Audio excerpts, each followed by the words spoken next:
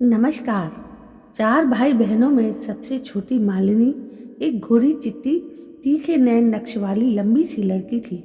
पिता एक छोटे से किसान थे। बाकी बहनों की तरह उन्होंने मालिनी का विवाह भी 15-16 की कच्ची उम्र में ही कर दी थी। जिस लड़के महेश से मालिनी का विवाह हुआ वो भी उस समय इंटर कर रहा था।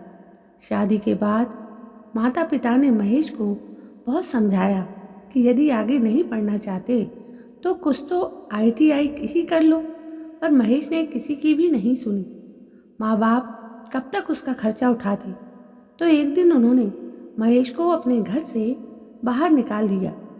उनकी यह सोच थी, यदि इसे घर से बाहर निकाल देंगे तो वो मजबूरन कोई ना कोई काम तो करेगा ही। महेश के साथ साथ मालिनी और बच्चों को भी घर छोड़ना पड़ा। आपने अपने बेटे को निकाल तो दिया, पर सोचा भी है कि वो कहाँ जाएगा?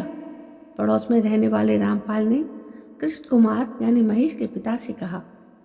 भाई साहब, इंसान को जब तक ठोकर नहीं लगती वो कहाँ संभलता है। इसे भी ठोकर लगाना जरूरी था। कृष्ण कुमार ने कहा।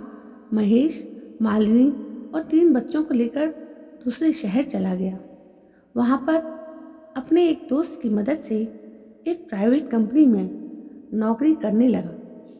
जीवन दाल रोटी के सहारे ठीक ठाक चल रहा था। तभी दुर्भाग्य ने फिर दस्तक दी और महेश की नौकरी छूट गई। महेश परेशान, अब करे तो क्या करे। उसकी पत्नी मालिनी ने समझाया भी, देखो सब कुछ ठीक हो जाएगा, आप किसी दूसरी जगह पर काम देख लीजिए। हाँ, देख तो रहा हूँ, पर कोई भी हाँ नहीं कर रहा है और मकान का किराया भी बढ़ता ही जा रहा है। मेरा कुछ सामान है, उसी से काम चला लिया जाएगा। तब तक आपको कहीं ना कहीं कुछ काम तो मिल ही जाएगा। मालिनी ने पति को दिलासा दिलाया। कुछ माह इस तरह निकल गए, लेकिन महेश को काम नहीं मिला। अब वो पिता के पास वापस नहीं जाना चाहता था। धीरे धीरे वो शराब भी पीने लगा। बदकिस्मती से एक दिन शराब के नशे में वो ट्रेन की चपेट में आ गया। इतने बड़े हादसे से मालिनी बिल्कुल टूट चुकी थी। उसे समझ में नहीं आ रहा था कि वो करे तो क्या करे। उसी समय एक महिला पत्रकार से उसका परिचय हुआ। उसने उस पत्रकार को अपनी पीड़ा सुनाई। मैडम, आप मुझे कहीं कोई भी काम दिला दो ताकि कम से कम मैं अपने बच्चों को तो पाल सकूं। ठीक है, देखती हूँ कि मैं क्या कर सकती हूँ, महिला पत्रकार नेहा ने जवाब दिया। मालिनी पढ़ी लिखी तो थी नहीं कि कोई और काम मिल पाता। सो बहुत पता करने पर एक अस्पताल में लॉन्ड्री वर्क की जगह खाली मिली। मालिनी फिर नेहा के पास आई। आओ मालिनी, कैसी हो? ठीक हूँ मैडम जी। मालिनी, तुम लॉन्ड्री वर्क कर लोगी? ये क्या होता है मैडम जी? अरे, मशीन से कपड़े धोने का काम। तुम्हें वहाँ अस्पताल के कपड़े यानी चादर पर्दे आज धोने सुखाने की नौकरी करनी है। ठीक है मैडम जी, मैं कर लूँगी।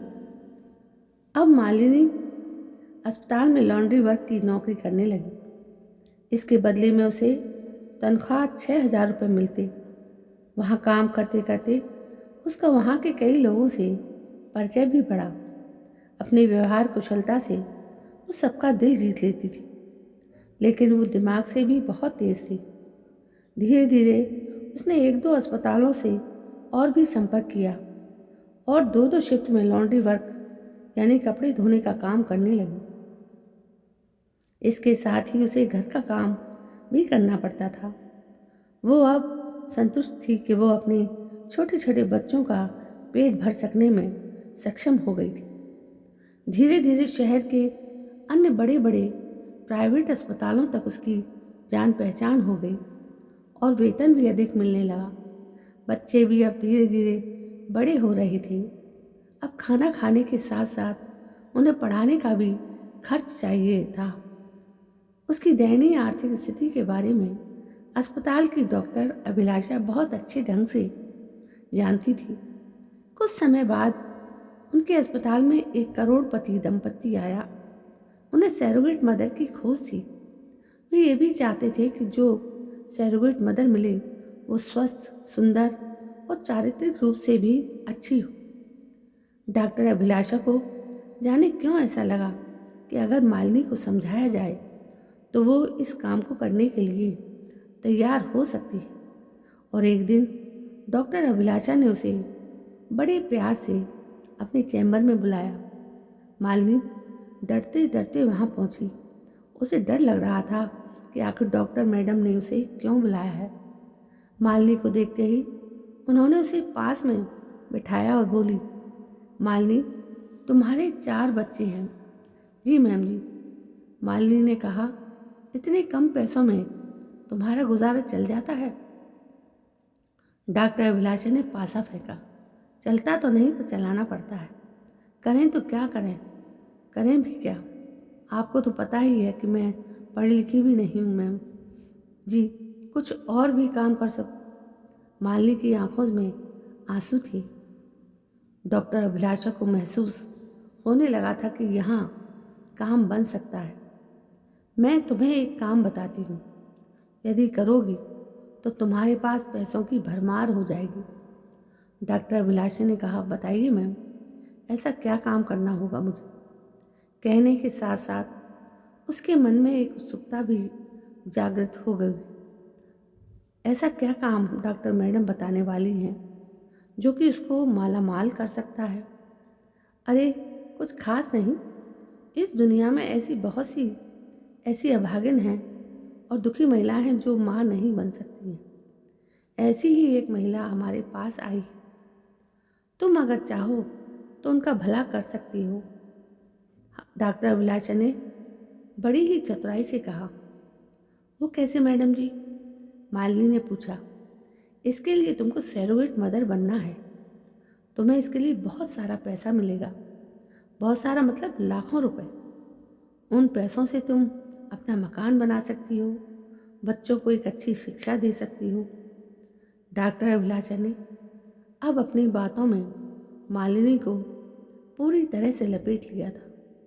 अपने छोटे छोटे बच्चों के भविष्य के लिए मालिनी ने डॉक्टर अभिलाषा की बात मान ली।